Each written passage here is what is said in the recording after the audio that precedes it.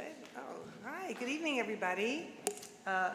Adequate notice of this meeting as required by the Open Public Meetings Act was provided through the posting, mailing, and filing of the annual notice of regularly scheduled meetings of the Town Council on December 17, 2024. The notice was on that date, posted on the bulletin board in the municipal building, provided to the Westfield Leader and the Star Ledger, and filed with the clerk of the Town of Westfield. Ms. Lawson, may I have a roll call? Mayor Brindle? Here. Councilmembers Hapgood? Here. Dardier? Here. Amagala? Here. Kiefer? Here. Saunders? Here. Armento? Here. Contract? Here. Healy? Here. Please rise for the invocation given by Councilman Hapgood and remain standing for the salute to the flag. As we convene this meeting, let us draw upon the values of inclusivity and understanding that define our community. Regardless of our individual faiths or philosophies, let us unite in our dedication to fostering a safe, prosperous, and equitable environment for all who call this town home. May our discussions be marked by civility and our decisions guided by compassion. Together, let us strive to build a future that reflects the best aspirations of our shared humanity.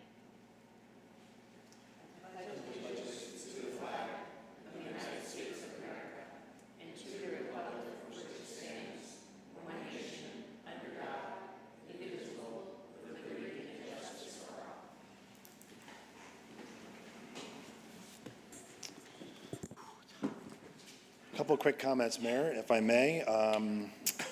Big night tonight. We're awarding our road paving contract after a very competitive bidding process. So I just want to give a quick update on roads and what's coming and what's been done so far. We, again, reminder to the public, our website does list the roads we are scheduled to pave this year.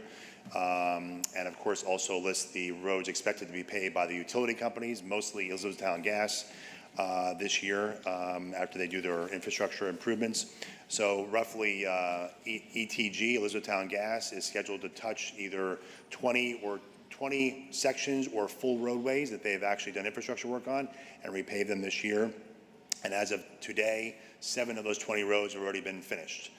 Infrastructure work was done, paving's been done, and they have to go back and finish some of the striping to be done. But one of them was the most recent last week was Kimball Avenue between Elm and Lawrence, which was a long wait to those residents. But it came out really nice, and thanks to Mike McNell and the residents out there, we had a few drainage issues we had to deal with, gutter issues. The road was very old, reprofile a little bit, and really worked out very well. We had some driveway apron issues, but between us and the ETG paving company really came out nice. So another example of a good partnership we have with the utilities. So again, 20 roads will be affected by the utilities, and we expect them to all be paved by year's end, and 7 of those 20 are already completed.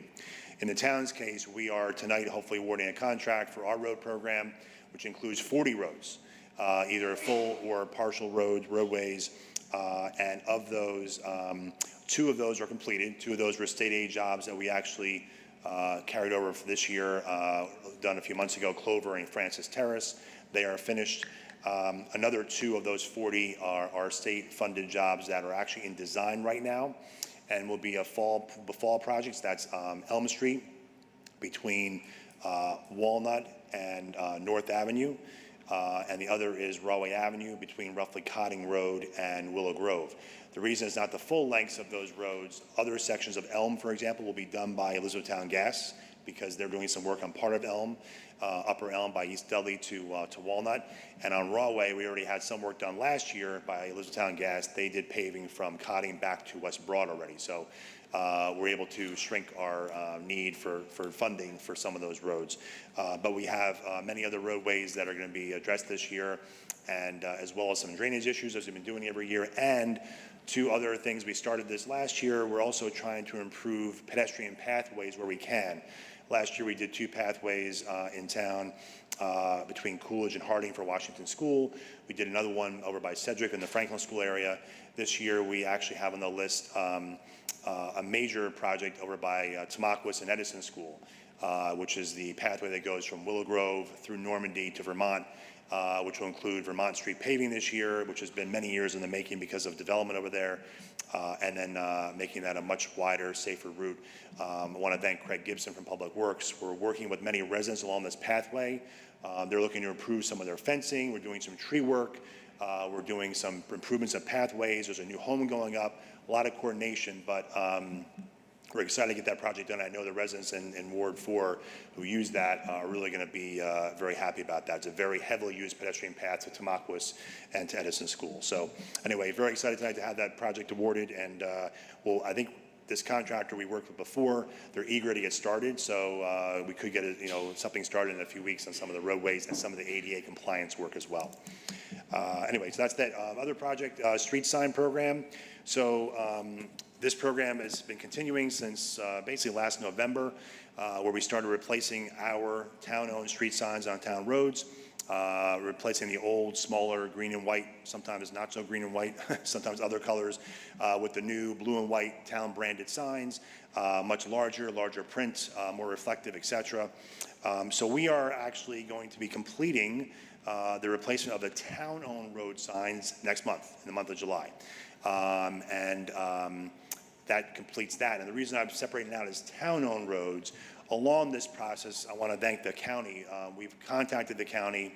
We've worked out a partnership with them, with Tom Jardima's office, to have an agreement. We requested to take over responsibility and maintenance of the the signs on county roads in Westfield, to do two things: to make sure that when signs do get knocked down or damaged, we can immediately go out and do it on our own, rather than having to wait for the county to get to it. But number two, we want all signs on town roads to be branded the same way. So they've given us that ability. We've signed an agreement with them, and we want to thank them for their cooperation. And so that will happen during the late summer this year, where all of the county roads, Mountain Avenue, Lambert's Mill, Central Avenue, et cetera, will be replaced just like we've done on our own streets with the blue and white signage. So by summer's end, not only all the town roads will be done in July, all the county roads in town will also be finished by summer's end or early September, which is great news. So really nice branding and visual across the entire town. So right after we finish the municipal road program sign changes in July, we will then look to launch our auction of what we're calling now the old vintage signs that were taken down. So we're still working on that. It's actually a much larger project than expected. We have over 1,400 signs that are coming down. They have to be cataloged, photoed, measured. Some are double-sided, some are single-sided, some are different sizes. Establish a starting price, bid price. So a lot of tedious process, but we think this is, I can't tell you how many requests I've gotten from people I know in town asking when the auction starts. There's a lot of excitement about this, and once we launch it, we think it'll actually be even more exciting. So that will probably start late July, early August, and then it'll go on a rolling basis as long as it takes to at least offer all the signs in town. We're also, just as a side note, we are also pulling out at least one sign of most streets for historical purposes. We'll be actually either holding them on our own or working with the Historical Society to make sure those are preserved for future years as well. So again, exciting things. And just thanking Public Works. This was no small project to take on. Thanks to the council for granting us the funds to do it. But Gene Watkins and his road crew, Allison Almer, has been the computer brains behind this operation. Very, very highly organized. Her and Gene and the crew have just done a phenomenal job and really done it in a very systematic way. A reminder to the public, if you wanted to be tracking, you can go on our website and see all the zones that we've been doing. I think we have 1 or 2 zones left. And we'll actually try to arrange a picture opportunity for the last sign to go up in a number of weeks from now and have a little ribbon cutting of sorts to kind of finish the town portion of that. Again, we're excited about it, and just kudos to Public Works for doing a great job. So that's it. Thanks. Thank you, Chip. What? What sign are we going to start with for the auction? Well, no. So just a real quick question. Drive the price up. Well, reminder of just how we did this. We made a point of starting at the far ends of both sides of town. We started back by Trails End Court on the north side. We started at Virginia Avenue on the Clark border on the south side. We slowly worked our way in. So we will finish with a sign in the immediate downtown. And then from an auction perspective, the proposal is to go back to the original areas, because that's how they came off, and we're storing them as best we can in sequential order. Again, if you saw the sign shop, there's signs everywhere. But kind of go backwards in sequential order to kind of actually do the auction in that way. So probably back to the Virginia area, coming this way into town, and of course the Trails End area on north side coming in, and the auction will kind of go in that sequence for the most part. So For what it's worth, I would consider starting with Westfield Avenue to drive the most interest and excitement, and then work your way back out to N. If we can find the Westfield Avenue sign, Yeah, maybe. I just Okay. think it'll create a lot of excitement and Yeah. interest right at the Okay. beginning. Thank you. Thank you, Jim. It's a little warm in here. We're operating on generator backup power because we are without power. So hence, sorry, we're also a little warm. And I do first want to do a shout out to Chief Dux and the entire fire department for really creating a spectacular day on Saturday, celebrating the 150th. So congratulations to you and your department. We had a really great time, turnout. So it was and really amazing to see all the Union County towns and everybody else, including Egg Whites, New Jersey, show up. That was pretty cool, Egg Whites.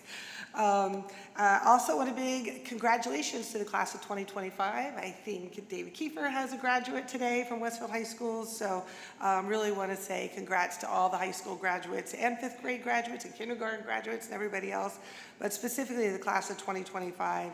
I think on behalf of the council and the community, we want to wish you all much success and remind you that you can always consider Westfield to be your home. And it's so exciting to see, I guess, the amazing things that people from Westfield High School go on to achieve. We feel it, we are in the midst of a heat advisory. We're feeling it tonight. I do want to remind everybody that the Westfield Library has been designated as a cooling center. There have been, I don't want to say rolling blackouts because it sounds like it's intentional, but there have been power outages throughout town. I know there's some dealing with it right now, but the library is open from 9:30 to 8:30 Monday through Thursday, 9:30 to 4:30 Friday, Saturday, 1 to 5 on Sunday. But hopefully, I think after tomorrow, we're going to get a break. I do want to send thoughts that are with the pedestrian who was critically injured yesterday morning while crossing Central Avenue. Our first responders were there right away for their on-site work and managed the traffic, coordinated the medical transport resources, and it was a very serious accident. And it is still under investigation, but I do want to remind everybody, especially all the stuff happening at year end, about just remind drivers and pedestrians alike to be extra cautious in all that you do. Take lots of precautions. Make sure that you have to, I tell my kids anymore that everybody needs to be a defensive driver. I hate to say it, but you can no longer sadly presume that people are going to stop at stop signs.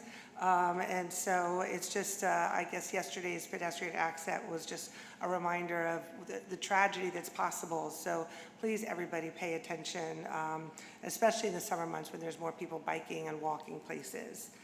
And speaking of summer and lots of people out, next week, Sweet Sounds returns.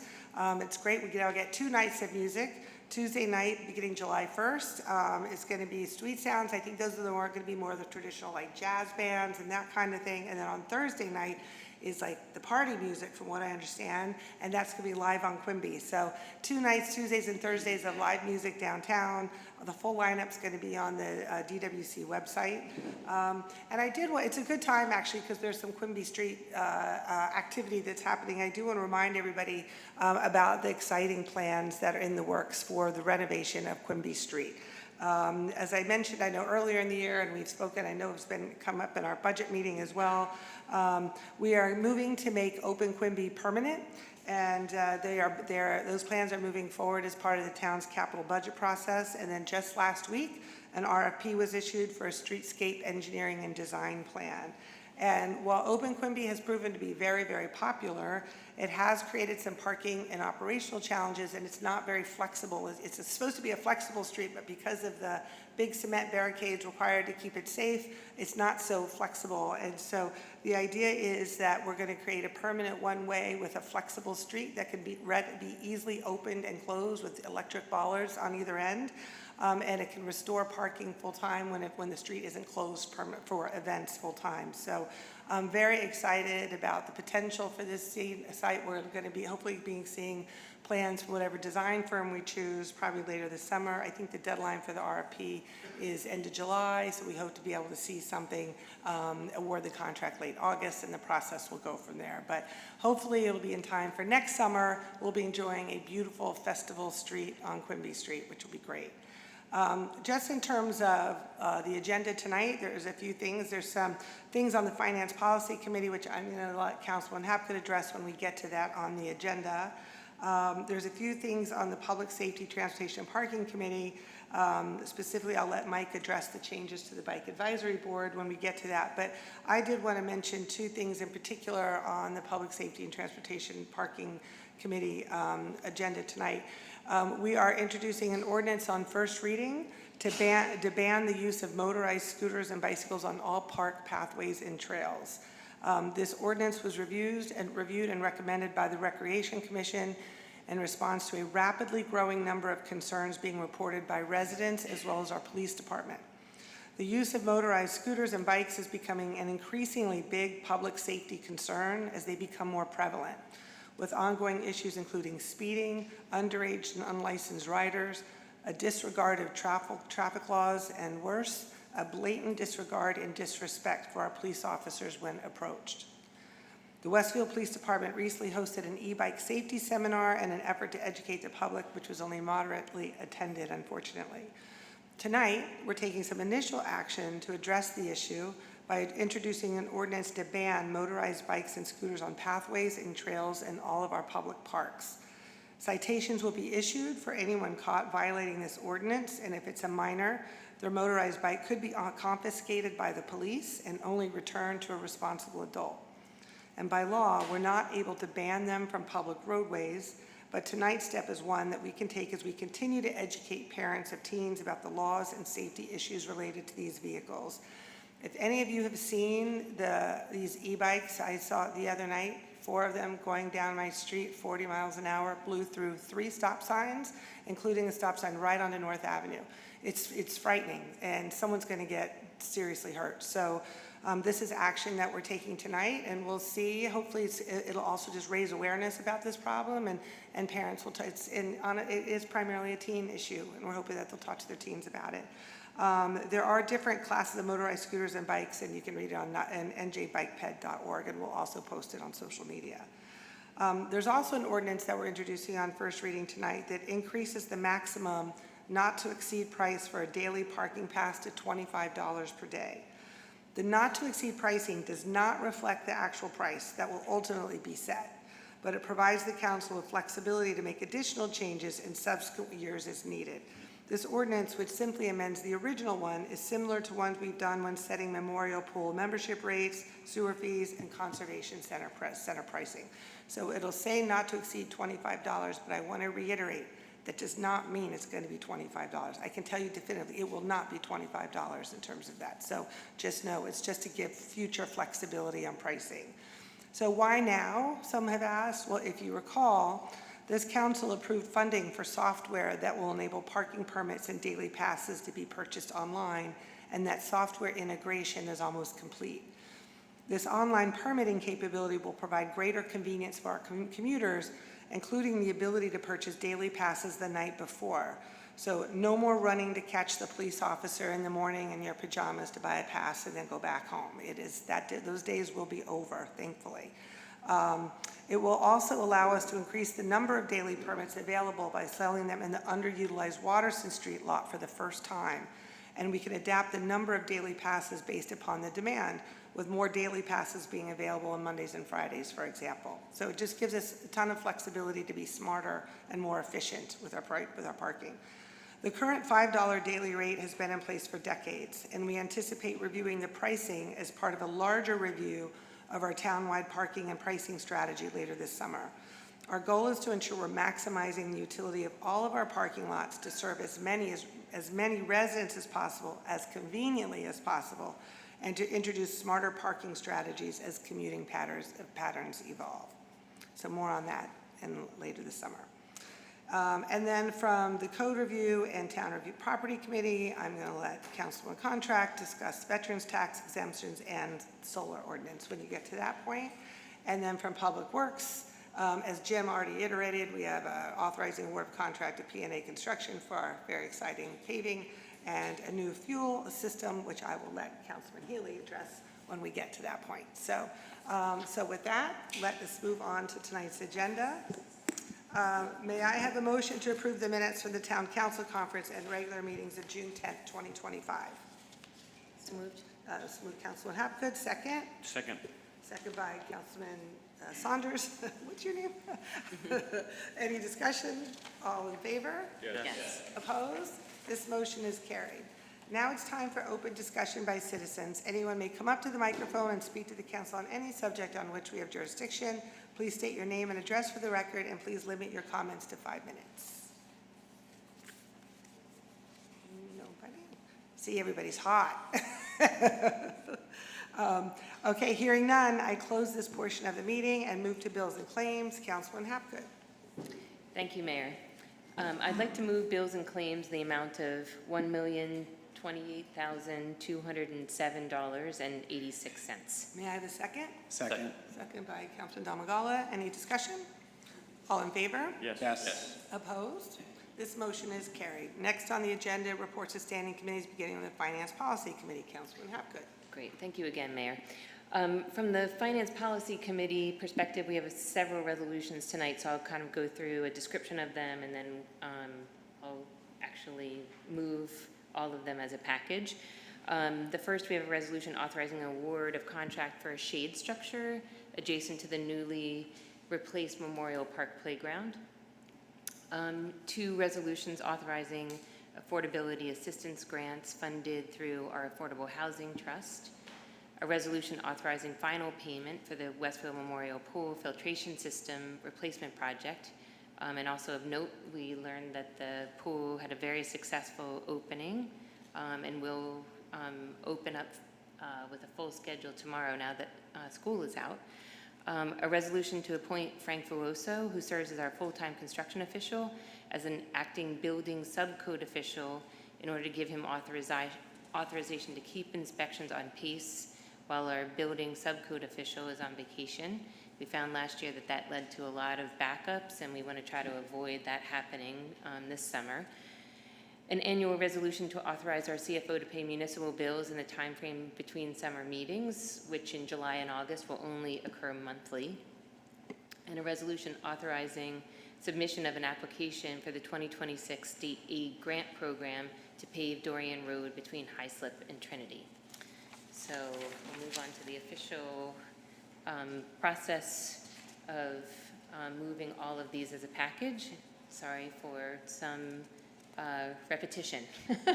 So the first is a resolution authorizing the CFO to refund Recreation Department fees. A second resolution authorizing the CFO to draw a warrant for Board of Adjustment escrow monies. Third, a resolution authorizing an award of contract for a shade structure for Memorial Park. Fourth, a resolution authorizing an affordability assistance grant pursuant to the Town of Westfield's Affordability Assistance Program for a tenant of an affordable housing unit at 516 North Avenue East, Apartment 107. 5, a resolution authorizing an affordability assistance grant pursuant to the Town of Westfield's Affordability Assistance Program for a tenant of an affordable housing unit at 1311 Echo Lane, Unit 1311. 6, a resolution authorizing final payment for Westfield Memorial Pool Filtration System Replacement Project. 7, a resolution authorizing schedule for payment of bills and claims over the summer. And 8, a resolution to appoint an acting building subcode official and inspector. May I have a second? Second. Second by Councilman Armento. Any discussion? All in favor? Yes. Yes. Opposed? This motion is carried. Next up is Public Safety Transportation Parking Committee. Councilman Dardia. Thank you, Mayor. I'd like to move a resolution authorizing an award of contract for the purchase and installation of LED, LCD digital monitors for the Westfield Police Department. May I have a second? Second. Second by Councilman Saunders. Any discussion? All in favor? Yes. Yes. Opposed? This motion is carried. Next, I also have 3 ordinances I would like to move on the first reading, starting with General Ordinance Number 2025-12, an ordinance amending the Town of Westfield Bicycle Board. And once again, this is the ordinance that we're amending to change the name. So it's no longer going to be called the Bicycle Advisory Board. It'll be called the Bicycle and Pedestrian Advisory Board. Oh, thank you. To make sure you cover all. Thank you. Thank you. Okay, and I'll just pick it up from here.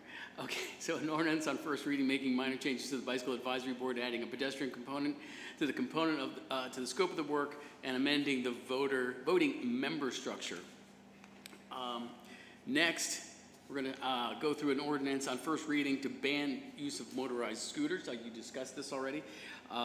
Following that, an ordinance talking about the maximum not to exceed price, the daily parking passes, and that's about it. Okay, so I'll just get right into things. Back to you, Mayor. On that one? You gotta read the ordinance first. Oh, I thought I did. So we can move Oh. through you all. I also have 3 ordinances I'd like to move on first reading, starting with General Ordinance Number 2025-12, an ordinance amending the Town of Westfield Bicycle Board. May I have a second? Second. Second by Councilman Contract. Any discussion? Please call the roll. Councilmembers Havergood, Yes. Dardia, Yes. Domagala, Yes. Kiefer, Yes. Saunders, Yes. Armento, Yes. Contract. Yes. Healy, Yes. Mayor Brindle. Yes, this motion is carried. Okay, next, I'd like to move General Ordinance Number 2025-13, an ordinance amending the Town of Westfield, Chapter 16, to ban low-speed electric bicycles and low-speed electric scooters on bicycle paths, and to ban motorized bicycles and motorized scooters in parks. May I have a second? Second. Second by Councilman Armento. Any discussion? Just one discussion Yeah. point for me. So I thought it would be good to clarify for the public a couple things that were clarified for me during our discussion. The bicycles, the electric bicycles, will be not allowed on the paths within the park, but obviously people can still ride their e-bikes and scooters to the park. That's perfectly acceptable, probably encouraged, safely, of course. And the large road in Tamaulipas that circles Tamaulipas is not considered a path for these purposes, so people can still ride there. And I'm going to go ahead and add one thing. As a parent, I live on Boulevard. I see a lot of these e-bikes, just as an example, and kids, teens not wearing their helmets. I'm terrified of, 1, seeing an accident, or 2, being involved in an accident like that. So if you are a parent, or you see teens that are not wearing their helmets, I highly suggest you tell them, be prepared when they go out, follow the rules of the road. These are not licensed vehicles, and they need to be careful. Having a child get hurt in town would be absolutely catastrophic, and I think we've all agreed on this. So parents, talk to their kids, make sure that they're responsible, and if they do have the opportunity to go to a class like was offered at the school, they should be doing that. And actually, Councilman, we did a program, the bike board was involved, David Kiefer. So another thing that they did called Caught Wearing Your Helmet. So Mike Dardia probably remembers, what is it, 4 or 5 years ago? Yep. We actually stopped people who were wearing helmets and gave them like free coupons, and to promote exactly what you're talking about, which is your kids should wear helmets. And they do at elementary school, but for some reason in middle school and high school, they forget. I'm just going to add something too, just because we all feel so strongly about all of the safety issues associated with this. But the other thing is, even though we're taking an action related to the parks tonight, it's also a good reminder that you cannot ride bicycles of any kind on sidewalks downtown. There's been a couple of situations that I've witnessed recently where bikes are coming out of alleys at full speed without stopping at the intersection to see whether people are walking. It's very dangerous. We would, as Councilman Damagala said, hate to see a young person hurt. We really would hate to see anyone hurt. So a pedestrian or a bicyclist. Thank you. And on that note, Jim, can we, Kim, you've done this, and if you haven't, I haven't seen it, I apologize. We added new bike racks downtown. Is there a little map where we can show people exactly where they are? We actually, we've been putting that in photos of the bike racks in the mayor's update weekly. And we've had a map we've shown in the past. We list where they are in the weekly updates. It'd be great to do a map, just Yeah, like with we've done a map with that, bike yeah. Do a little video on our bikes and go around. plus the bike oases. All right, we'll get to that. All right, may I have a second? Second. Second by Councilman Domagala. Any discussion? Please call the roll. Councilmembers Havergood, Yes. Dardia, Yes. Domagala, Yes. Kiefer, Yes. Saunders, Yes. Armento. Yes. Contract. Yes. Healy, Yes. Mayor Brindle. Yes, this motion is carried. Last, I would like to move General Ordinance Number 2025-14, an ordinance amending and supplementing the code of the Town of Westfield, New Jersey regarding parking in certain municipal lots. May I have a second? Second. By Councilman Contract. Any discussion? Please call the roll. Councilmembers Hopkins, Yes. Guardia, Yes. Domagala, Yes. Seaver, Yes. Saunders, Yes. Armento, Yes. Contract, Yes. Healy, Yes. Mayor Brindle. Yes, this motion is carried. Next up is code review and town property. Councilman Contract. Thank you, Mayor. I'd like to move a resolution to approve annual renewal of alcoholic beverage liquor licenses. This is the second wave of them. May I have a second? Second. Second. Second by Councilman Armento. Any discussion? All in favor? Yes. I think I mentioned this before, but I just want to abstain from the vote, just for the record. And I Oh, I'm sorry. probably should abstain Oh, too, abstain, just because okay. I am married to a member. Got it. All right, you got that. Oh, thank you. All in favor? Yes. Opposed? This motion is carried. I also have two ordinances to move for first reading, starting with General Ordinance Number 2025-15, an ordinance of the Town of Westfield, County of Union, State of New Jersey, amending Chapter 2, Article 5, Finance and Taxation of the Town Code to establish 100% disabled veteran tax refunds. Basically, for residents to understand, this just codifies our practice, which is if you do qualify for the 100% disabled veteran tax refund, you have to actually, it will go into effect when you submit it to the town and not when you're granted it. So it just makes it clear when your eligibility starts to receive this refund from a town perspective. May I have a second? Second. Second by Councilman Hapgood. Any discussion? Please call the roll. Councilmembers Hopkins, Yes. Guardia, Yes. Domagala, Yes. Seaver, Yes. Saunders, Yes. Armento, Yes. Contract, Yes. Healy, Yes. Mayor Brindle. Yes, this motion is carried. Next is General Ordinance Number 2025-16, an ordinance amending the land use ordinance of the Town of Westfield relating to the installation of solar energy systems. The Code Committee relooked at this, and this ordinance just removes the restriction on color, so that way you can put solar panels that meet the other requirements, but they don't have to match the color of your roof, even though most do. May I have a second? Second. Second by Councilman Hapgood. Any discussion? Please call the roll. Councilmembers Hopkins, Yes. Guardia, Yes. Domagala, Yes. Seaver, Yes. Saunders, Yes. Armento, Yes. Contract, Yes. Healy, Yes. Mayor Brindle. Yes, this motion is carried. Next is Public Works Committee. Councilman Healy. I have three resolutions to move as a package. One regarding the authorization for approving a contract for various road improvements, authorization for a contract for above-ground fuel system at the Public Works Department so they don't get put in ground, so 25 years later they leak. And third is a resolution approving a grant application so that we can go ahead and improve in 2026 Dorian Road in front of the high school. May I have a second? Second. Second by Councilman Saunders. Any discussion?